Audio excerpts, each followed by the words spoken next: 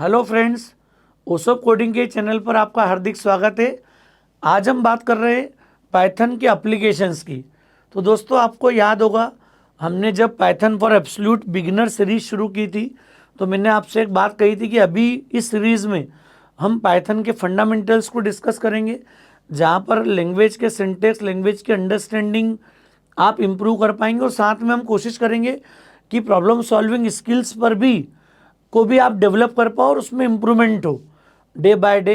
और फ्यूचर में जब आप किसी एक ट्रैक पे मूव करेंगे, जब आप पाइथन फॉर डेवलपर्स वाले ट्रैक पर जाते हैं तो फिर आपके पास मल्टीपल ऑप्शंस अवेलेबल होंगे। उन ऑप्शंस में आज हम उनके एप्लीकेशंस को डिस्कस कर रहे हैं, जिससे आपको क्लैरिटी हो कि जब आप पाइथन पर कमांड कर लेंगे, पाइथन लैंग्वेज में आप कंफर्टेबल होंगे, उसके बाद आज जिन एप्लीकेशंस को हम डिस्कस करेंगे वो सारे एरिया आपके लिए ओपन रहेंगे। आप उनमें से किसी भी एरिया में अपने आप को या अपने करियर को डेवलप कर सकते हैं। एक बड़ा स्कोप पाइथन के साथ में जुड़ा हुआ है। आपको याद होगा हमने बोला था जनरल पर्पस लैंग्वेज है। जनरल पर्पस से मतलब है कि आईटी फील्ड में जितने भी प्रॉमिसिंग करियर एरियाज़ हैं वहाँ पर कहीं ना कहीं पाइथन का इन्वॉल्वमेंट है। पाइथन को चूज़ करके हम आगे अपना करियर उस पर्टिकुलर डायरेक्शन में डेवलप कर सकते हैं। तो आज मैं बड़े इंपॉर्टेंट एप्लीकेशंस आपके साथ डिस्कस करूंगा।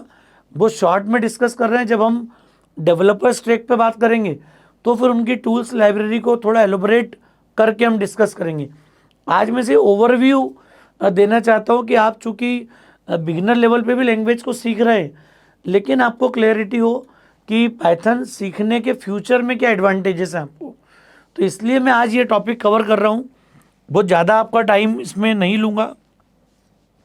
सबसे पहला प्रॉमिसिंग एरिया जो पाइथन के साथ में वो आर्टिफिशियल इंटेलिजेंस और मशीन लर्निंग, जिसको हम बोलते हैं AI/ML।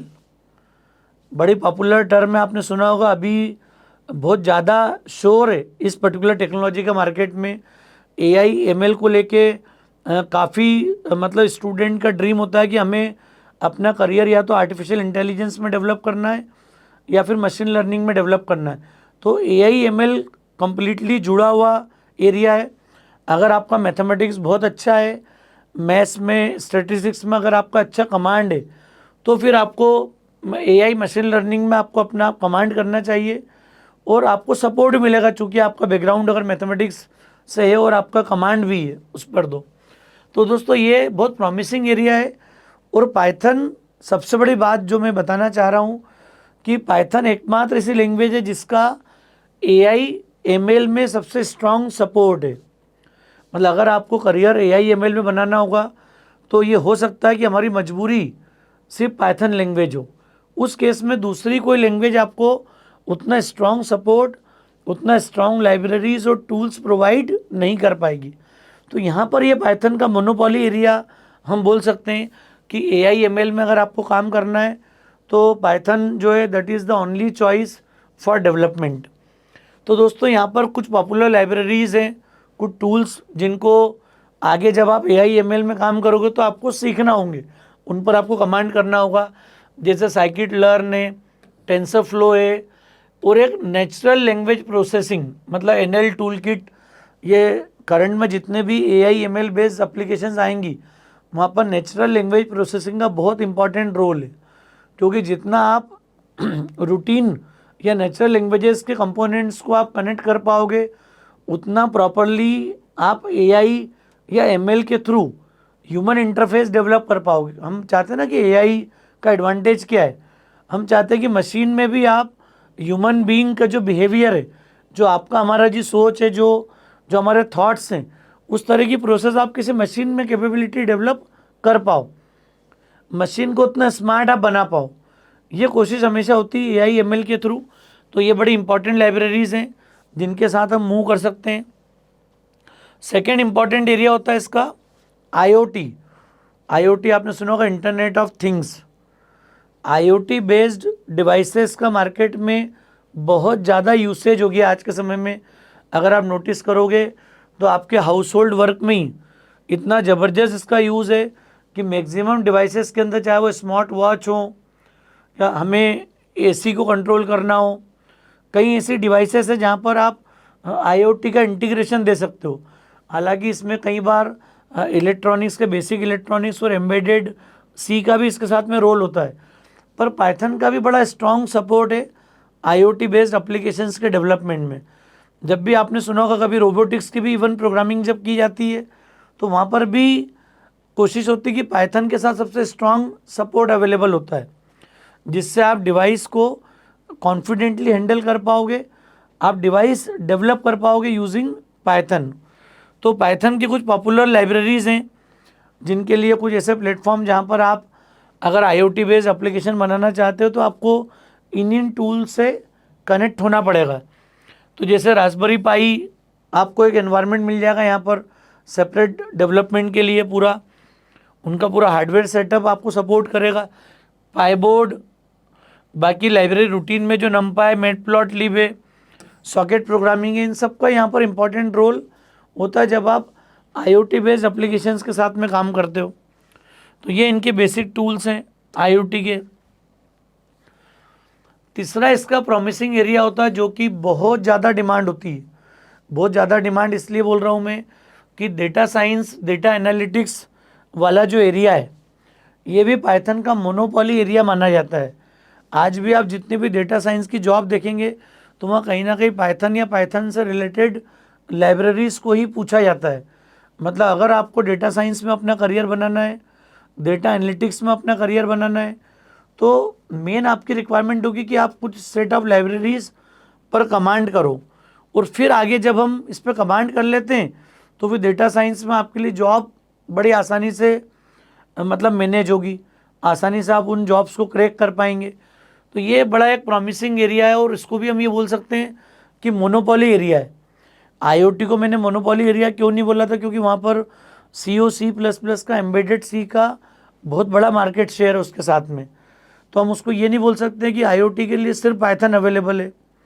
लेकिन AI/ML के बाद डेटा साइंस एक ऐसा एरिया है जिसको आप ये क्लेम कर पाओगे कि ये पर्टिकुलर पाइथन के थ्रू अगर आगे बढ़ेंगे आप तो ज़्यादा बेटर तरीके से आप काम कर पाएंगे, डेटा साइंस में ज़्यादा प्रॉपर रिजल्ट जनरेट कर पाएंगे। तो ये बहुत प्रॉमिसिंग करियर है हमारे लिए, जिसमें डेटा एनालिटिक्स के साथ में डेटा विजुअलाइजेशन का भी इम्पॉर्टेंट रोल है। और वो लाइब्रेरीज़ के नाम पढ़ के आप समझ जाएंगे। पाइथन में आपको मिल जाएंगी नमपाई, पांडास, जिनमें आप इसको बोलते हैं न्यूमेरिकल पाइथन। पांडास के थ्रू आप डेटा के साथ में इंटरेक्शन, डेटा की रिपेयरिंग वगैरह सब कुछ सेट कर पाएंगे। मैटप्लॉटलिब आपको विजुअलाइजेशन का कॉन्सेप्ट दे देगी। अगर आपको डेटा को विजुअलाइज करना है, कि ज़्यादा बेटर होता है कि डेटा अगर आपके सामने होगा, टेबुलर फॉर्म में होगा तो आपकी उतनी अंडरस्टैंडिंग नहीं होगी, लेकिन अगर ग्राफ्स या चार्ट्स के फॉर्म में अगर आपने डेटा पब्लिश कर दिया कि मान लिया क्रॉप्स का प्रोडक्शन है तो ईयरली कितना है, किस क्रॉप का किस ईयर में कितना प्रोडक्शन इंक्रीज़ हुआ है, या आप करेंसी के फ्लो को अगर आप इवेल्युएट करना चाहते हो, हर तरह के प्राइसिंग आपको डिफरेंट प्रोडक्ट की कंपैरिजन करना है, तो डेटा विजुअलाइजेशन एक बड़ा इंपॉर्टेंट एरिया है जिससे आपकी अंडरस्टैंडिंग ज़्यादा बेटर होगी, ज़्यादा स्ट्रॉन्ग तरीके से आप डेटा को एनालाइज कर पाओगे। इसके बाद साइपाई और सीबॉर्न, ये भी इम्पॉर्टेंट APIs हैं, इम्पॉर्टेंट टूल्स हैं जिनको हम डेटा साइंस के रूप में यूज़ करते हैं। पर्टिकुलर ये जो एरिया है ये सबसे ज़्यादा डिमांडिंग एरिया, रीज़न ये है कि आज के समय में जितने डिस्ट्रीब्यूटेड एप्लीकेशंस हैं या जो पॉपुलर मोबाइल ऐप्स हैं, आपने देखा होगा जैसे अमेज़ॉन का जो बिजनेस ट्रांजेक्शन्स है, कितना डेटा पर डे का फ्लो हो रहा है। जितने सोशल मीडिया प्लेटफॉर्म्स है यहाँ पर डेली के डेटा एनालिसिस होते हैं, सेंटिमेंट्स एनालिसिस होता है, ट्रेंडिंग्स डिसाइड होती है कि जो वर्ल्ड वाइड लोग किस पर्टिकुलर टॉपिक पे बात कर रहे हैं, किन पर्टिकुलर प्रोडक्ट्स को सर्च कर रहे हैं। इनकी स्टडीज़ को आप डेटा साइंस के थ्रू काफ़ी कंफर्टेबली कर पाते हैं। और अब चूँकि ये डिमांड बढ़ गई है, इस लेवल के प्रोडक्ट्स बढ़ गए हैं, ऑपरेशंस आपके डिस्ट्रीब्यूटेड फॉर्म में पूरा ऐप्स के थ्रू कंट्रोलिंग हो रहा है पूरा, तो यहाँ पर बहुत ज़्यादा रिक्वायरमेंट आती है कि आप डेटा को प्रोसेस करो और डेटा को प्रॉपरली एनालिसिस करके रिपोर्ट्स जनरेट कर पाओ, प्रॉपर विजुलाइज कर पाओ। तो ये हमारा एक बड़ा इंपॉर्टेंट एरिया हो गया। फिर एक फोर्थ एरिया होता है वेब डेवलपमेंट। तो दोस्तों वेब डेवलपमेंट आपने सुना होगा, इसमें काफ़ी बड़ा मार्केट है। वेब डेवलपमेंट में हम ये नहीं बोल पाएंगे कि पाइथन की यहाँ पर मोनोपोली है। वेब डेवलपमेंट में डिपेंड करता है कि आपकी एप्लीकेशन का साइज़ क्या है। अगर बहुत बड़ा मतलब उसमें स्केलेबिलिटी वाला कोई बड़ा स्कोप होता है तो फिर आपको स्ट्रॉन्ग लैंग्वेजेस के साथ इसमें मूव करना पड़ता है। तो वेब में स्मॉल प्रोजेक्ट के लिए अलग टूल्स ज़्यादा पॉपुलर होते हैं, और जब आप एंटरप्राइज लेवल की एप्लीकेशंस में काम कर रहे हो तो वहाँ पर आपको पाइथन और जावा जैसी लैंग्वेजेस में ज़्यादा स्ट्रॉन्ग सपोर्ट मिलता है। तो पाइथन भी आपको स्ट्रॉन्ग वेब डेवलपमेंट सपोर्ट देती है। जहाँ पर वेब की बात बोल रहे हैं इसका मतलब है कि साथ में आपको HTML, CSS, जावास्क्रिप्ट और फिर UI में आप स्पेसिफिक कुछ भी यूज़ कर सकते हो। तो ये फुल स्टैक डेवलपमेंट की बात अगर करेंगे तो फिर फ्रंट एंड बैक एंड वाला आपको ब्रेकअप समझना पड़ेगा वेब के साथ में। इसमें एक दो इम्पॉर्टेंट सर्वर वेब के साथ में बहुत ज़्यादा पॉपुलर है। जेंगो तो आपने सुना ही होगा कि जेंगो के साथ में अगर मुझे वेब डेवलपमेंट करना है पाइथन के थ्रू तो एक कॉमन चॉइस आपने मार्केट में सुनी होगी, जेंगो को हम लोग यूज़ करते हैं। फ्लास्क भी इनिशियल लेवल पर एक सिंपल वेब सर्वर है। तो फ्लास्क अगर आप यूज़ करोगे तो भी हम लोग बड़ी आसानी से वेब डेवलपमेंट कर पाएंगे। तो बिगिनर्स के लिए हम ये बोल सकते हैं कि फ्लास्क ज़्यादा इम्पॉर्टेंट रोल प्ले करेगा, और जेंगो को अब यूज़ करेंगे जब हम कंप्लीट या फुल वेब डेवलपमेंट की बात करते हैं तो यहाँ पर फिर हम काम कर पाएंगे जेंगो के थ्रू। तो दोस्तों ये वेब डेवलपमेंट का एरिया है जहाँ पर पाइथन का बड़ा स्मार्ट सपोर्ट है। फिर एक इम्पॉर्टेंट एरिया पाइथन का गेम डेवलपमेंट। हालांकि गेम डेवलपमेंट में काफ़ी बड़े बड़े प्लेयर हैं, दूसरी भी कई टेक्नोलॉजीज़ मार्केट में अवेलेबल है जिनमें गेम डेवलपमेंट फास्ट हो जाता है, पर पाइथन में भी कुछ इम्पॉर्टेंट लाइब्रेरीज है जिनसे आप इजीली गेम्स को बना सकते हैं। तो गेम डेवलपमेंट भी पाइथन का एक स्ट्रॉन्ग एरिया है। जो बहुत पॉपुलर आपको सुनने में आएगा टूल पाई गेम। तो पाई गेम अगर आप यूज़ करते हो तो पाई गेम के साथ में गेम डेवलपमेंट के लिए स्ट्रॉन्ग लाइब्रेरी सपोर्ट अवेलेबल है। इसके अलावा पाईसॉय एक एप्लीकेशन यूज़ होगी, टूल यूज़ होगा जिससे हम लोग गेम डेवलपमेंट कर सकते हैं। दोनों की बात करें तो ज़्यादा पॉपुलर हमारे लिए कौन सा होगा? पाई गेम। फिर एक एरिया आता है डेस्कटॉप एप्लीकेशन, या हम जिसको बोलते हैं विंडोज़ एप्लीकेशन या GUI application, graphical user interface application. ये वो एप्लीकेशन है जिनको हम नॉर्मल में हम पहले सुनते थे कि एक तो डेस्कटॉप और एक वेब। तो वेब हमने पहले डिस्कस कर लिया है। अब ये हम बात कर रहे हैं GUI एप्लीकेशन की। GUI एप्लीकेशन अगर आपको बनाना है, जैसे सिंपल बोलते हैं कैलकुलेटर आपको डिज़ाइन करना है, नेटवर्किंग बेस कोई एप्लीकेशन आपको बनाना है, या डेटाबेस मैनेजमेंट सिस्टम आपको कोई डिज़ाइन करना है पाइथन के थ्रू, तो ये लाइब्रेरी सपोर्ट भी पाइथन के साथ बड़ा स्ट्रॉन्ग अवेलेबल है। एक TK इंटर बहुत ज़्यादा पॉपुलर है लाइब्रेरी सेट, जिसमें हमको बटन्स के साथ काम करना है, इवेंट्स के साथ काम करना है, तो बहुत कंफर्टेबली काम कर पाएंगे हम। PyQt और Kiwi ये भी दो बहुत पॉपुलर एनवायरनमेंट है जिनके थ्रू आप GUI बेस एप्लीकेशंस बना सकते हो। ये मल्टीपल ऑप्शंस आपको हर जगह क्यों दिख रहे हैं?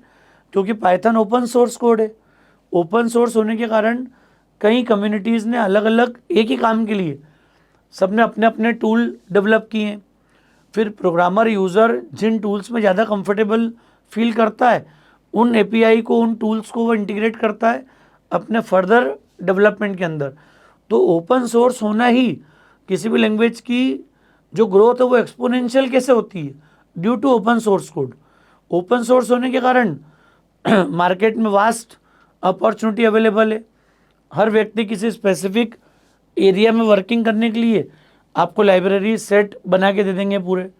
आप उन APIs को, उन लाइब्रेरीज को यूज़ करो, उस स्पेसिफिक एरिया में फिर आप कंफर्टेबली काम कर पाओगे। तो ये इसका डेस्कटॉप वाली एप्लीकेशंस की बात करी हमने। फिर एक पॉपुलर इसका एरिया होता है वेब स्क्रैपिंग। तो दोस्तों ये एक बड़ा इंपॉर्टेंट एप्लीकेशन है।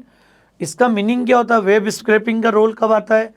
इसका मीनिंग हो गया जब आप डिफरेंट वेबसाइट से बहुत बड़ी क्वांटिटी में जब डेटा फैच करते हो लगातार, मतलब आपको कंटिन्यूस नीड है कि कई सारी वेबसाइट से आप डेटा फैच करते हो और उसको फिर प्रोसेस करने के बाद कोई इन्फॉर्मेशन जनरेट करते हो। इस कॉन्सेप्ट को हम बोलते हैं वेब स्क्रैपिंग। कॉन्सेप्ट का मीनिंग क्या होगा, कहाँ इसका यूज़ ज़्यादा है। जैसे आपको प्राइसिंग कंपेयर करना है किसी प्रोडक्ट की, तो आप मल्टीपल साइट से डेटा उठा रहे हो और अपने किसी पोर्टल पे प्रोडक्ट पे आप उसको कंपेयर करके दिखा रहे हो। दो कार के मॉडल्स को, दो मोबाइल के मॉडल्स को आपको कंपेयर करना उनके प्राइसिंग के बेस पे, उनके फीचर्स के बेस पे। तो ये वो इम्पॉर्टेंट एरिया है जहाँ पर आपको डेटा जो है मार्केट में जो वेबसाइट्स अवेलेबल हैं उन्हीं से कई बार डेटा फैच करना पड़ता है। तो पाइथन आपको एक स्ट्रॉन्ग सपोर्ट यहाँ पर देगा, एक ऑटोमेटेड सपोर्ट देगा, जिससे इस टूल का मतलब ही क्या हो गया कि आपके पास एक ऑटोमेशन है कंप्लीट, जिसमें आपने अपने पैरामीटर सब कुछ सेट कर दिया है। डेटा रेगुलर वे में वहाँ से फेच होता रहेगा, आप प्रोसेस करके अपनी इंपॉर्टेंट इन्फॉर्मेशन कंक्लूड कर पाओगे, कंपाइल कर पाओगे। यहाँ पर दो पॉपुलर टूल आप सेलेनियम सुनते हो, यहाँ पर रूटीन में भी आपने ऑटोमेशन के टूल के रूप में भी सेलेनियम का नाम सुना हुआ है। एक होता है स्क्रैपा है, ये भी एक इम्पॉर्टेंट टूल है। जब मुझे डिफरेंट वेबसाइट से डेटा ऑटोमेट करना हो, एक्सेस करना हो, बाद में डिफरेंट क्राइटेरिया के बेस पर उनको एनालाइज करके हम लोग यूज़ कर पाते हैं। तो ये एक बड़ा स्ट्रॉन्ग एरिया है, इम्पॉर्टेंट एरिया है। हालांकि कुछ वेबसाइट्स के साथ में इश्यूज आते हैं जब आप इस कॉन्सेप्ट के साथ लाइब्रेरीज इंटीग्रेट करने के एफर्ट्स करते हैं। यहाँ पर भी आप रूटीन जो वेब डेवलपमेंट में आप काम करते हो और जो रिक्वेस्ट और रिस्पॉन्स ऑब्जेक्ट का आपने यूज़ किया होगा, डेटा जब आप गेट कर रहे हो, गेट, पोस्ट, हेड, इसी कई इंपॉर्टेंट मेथड आपने सुनी होगी अगर वेब डेवलपमेंट किसी लैंग्वेज के थ्रू किया हुआ है। नहीं भी किया है तो जब एडवांस डेवलपर्स ट्रैक की हम बात करेंगे तो पाइथन वेब डेवलपमेंट भी हमारे मतलब ट्रेनिंग कंपोनेंट्स के अंदर होगा फ्यूचर में। इसके अलावा कुछ अदर एरियाज़, इंपॉर्टेंट एरिया जहाँ पर बिजनेस एप्लीकेशन है, ऑटोकेड की बात कर सकते हैं, कंप्यूटर एडेड डिज़ाइन वाला एरिया है, और एम्बेडेड सिस्टम्स हैं। ये भी एक इम्पॉर्टेंट एरिया है जहाँ पर पाइथन अपना इम्पॉर्टेंट रोल प्ले करती है। तो दोस्तों आज मैंने कुछ ऐसे इम्पॉर्टेंट टॉपिक एप्लीकेशन आपके साथ डिस्कस किए जिनका करियर में बहुत इम्पॉर्टेंट रोल है। जैसे कुछ तो मैंने आपको बताया था, जैसे डेटा साइंस हो गया, AI ML वाला जो पार्ट हो गया, ये मोनोपोली एरिया है। हाँ, वेब है, GUI है, ये कुछ ऐसे एरिया, IoT है, एम्बेडेड सिस्टम्स है, यहाँ पर मार्केट में कॉम्पिटिशन्स भी अवेलेबल होती है। तो कुछ एरिया मोनोपोली एरिया के रूप में यूज़ होते हैं, कुछ बड़े स्ट्रॉन्ग एरिया है। तो ये आपकी चॉइस पर डिपेंड करता है कि जब आप लैंग्वेज पे कमांड कर लेते हैं और उसके बाद आपका ड्रीम क्या है, आप AI ML में जाना चाह रहे हैं, आपका रोबोटिक्स में जाने का प्लान है, आपको IoT बेस्ड एप्लीकेशन डिज़ाइन करना है, तो ये कम्प्लीटली आपकी चॉइस पे बेस्ड होगा कि किन एरिया में आप अपने आप को डेवलप करना चाहते हैं, आप अपना करियर, अपना ड्रीम किस स्पेसिफिक सेगमेंट में चाहते हैं, ये सब कुछ आप पे डिपेंड करता है। तो पाइथन का सपोर्ट आपको ऑलमोस्ट हर एरिया मिलेगा। और आपने देखा भी होगा, हमने लगभग GUI हो, वेब हो, AI ML की बात हो, कुछ भी किसी भी एरिया में जब हम काम करेंगे कंटिन्यू, तो आपको दिखेगा कि एक बड़ा स्कोप पाइथन के साथ में अटैच्ड है।